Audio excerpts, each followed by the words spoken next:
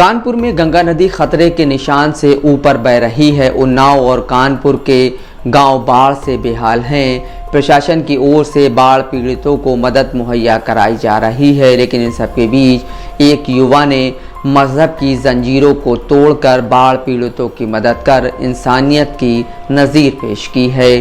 24 साल के ये युवा अपने आप को ज़ैद हिंदुस्तानी कहे जाने से खुश हो जाते हैं। ये नाम उन्हें किसी और ने नहीं दिया, बल्कि उन्होंने खुद रखा है। उनका मानना है कि किसी भी मज़हब को मानने वाले के लिए सबसे पहले बड़ी चीज़ इंसानियत है। कानपुर और उन्नाव के किनारे के वो गांव जहां घर बाढ़ के पानी में डूब गए हैं, गांव में हज़ारों लोग भूखे हैं, वह अपने घरों से निकल नहीं पा रहे हैं। ऐसे लोगों की मदद करने के लिए ज़ैद हिंदुस्तानी लगातार पिछले 22 दिनों से उन गांवों में जाकर नाव से राशन और दूध, खाने पीने का सामान पहुंचा रहे हैं।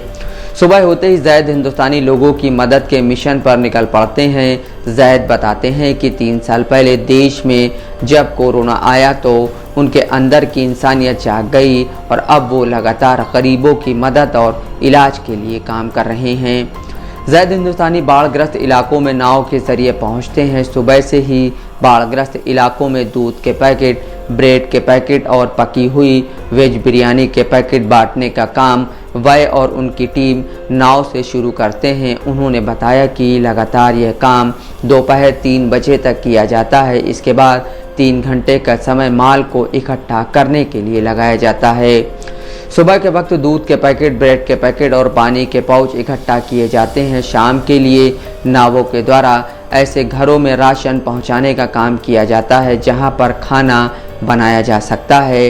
इसके लिए लोडर से गंगा के किनारे तक नाव में रखवाने का काम इन 3 घंटों में किया जाता है। ज़ैद बताते हैं अभी तक 22 दिनों में 10 से ज़्यादा गांव में वह पहुंच चुके हैं। लोग हज़ारों की तादाद में फंसे हुए हैं जो घरों से नहीं निकल पा रहे हैं। ज़ैद अब तक उन्नाव और कानपुर में आने वाले गांवों में जा चुके हैं, जिनमें कल्लूपुरवा, त्रिभुवन खेड़ा, इखलाकनगर, 40 फीटा रोड शामिल है।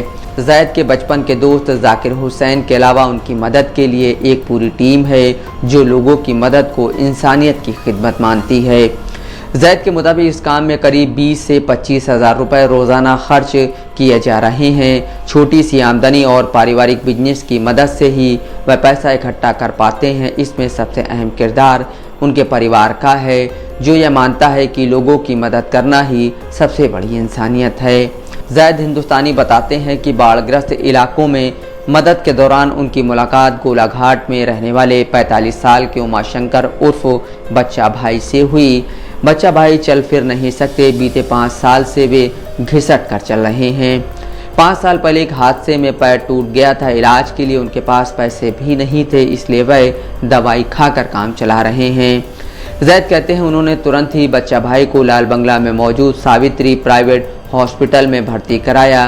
15 अगस्त को उनके पैर का ऑपरेशन कराया गया और अभी भी वह अस्पताल में भर्ती हैं। डॉक्टरों ने भरोसा दिया है कि इलाज के बाद वह चलने फिरने लगेंगे। ज़ैद में लोगों की मदद करने का यह जज्बा उनके परिवार से आया है। उन्होंने हमेशा अपने वालिद और वालदा को लोगों की मदद करते हुए देखा। 3 साल पहले जब मुल्क में कोरोना आया तो लोगों को ऐसी हालत में देखा कि वो इलाज ना मिलने और भूख से परेशान हो रहे थे। उस दौरान उन्होंने लोगों की मदद की। इसके बाद से उनके अंदर गरीबों, बेसहारा और बीमारों की मदद का जज्बा जग गया। उनका मानना है मज़हब कोई भी हो, लेकिन इंसान में इंसानियत होना ज़रूरी है। ज़ैद की कोई सामाजिक संस्था नहीं है और ना ही वो संस्था बनाना चाहते हैं। वो ऐसे ही हमेशा लोगों की मदद करना चाहते हैं।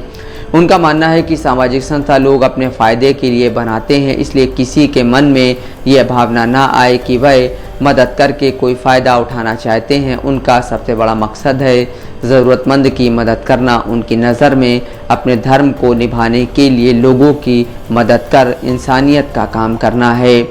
ज़ैद सियासत को अपने फ़ायदे और भाई को भाई से लड़ाने का ज़रिया मानते हैं। ज़ैद कहते हैं मौजूदा समय में लोग नेतागिरी और राजनीति में आकर अपना फ़ायदा देख रहे हैं। सियासी लोग भाई भाई को आपस में लड़ाने का काम कर रहे हैं। राजनीति में आने का उनका कोई लक्ष्य तो नहीं है, लेकिन वो कहते हैं अगर कभी ज़िंदगी में सियासत में आना पड़ा तो वह लोगों की खिदमत ही करना चाहेंगे। Abhijit Kongli, Dastak live news, Kanpur.